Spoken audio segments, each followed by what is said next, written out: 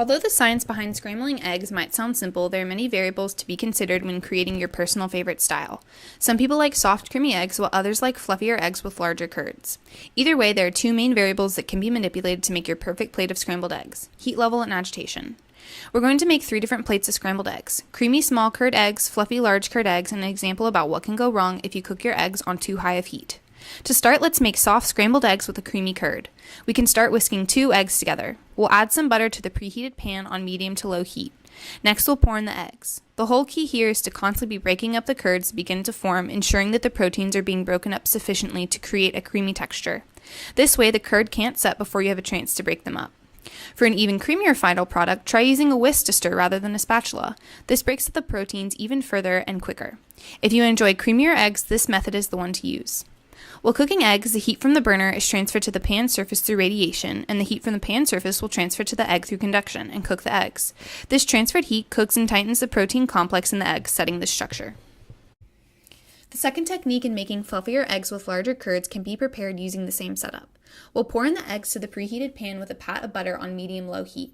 This time we'll use a rubber spatula to gently fold the eggs in over themselves, while avoid stirring through the eggs as the curds coagulate. The proteins will solidify and create larger curds. The folding will allow them to coagulate and set up together without breaking them up in the process. The moisture trapped in the eggs due to folding will create steam and result in a fluffier egg, analogous to kneading dough.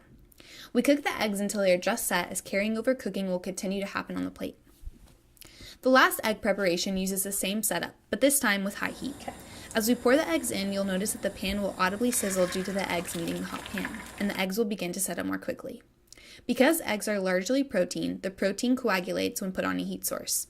These proteins essentially form a 3D mesh structure. When heated too high too quickly, these proteins squeeze together so tightly and essentially wring the moisture out of the egg, forming a rubbery, tough final product.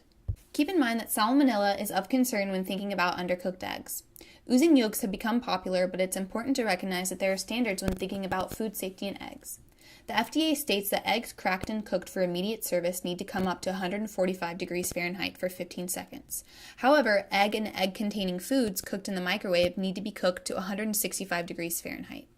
Whether you like soft, medium, or hard scrambled eggs, we'll hope you take these lessons and apply them in your own kitchen. Experiment with the variables of heat and agitation and find what texture you like best.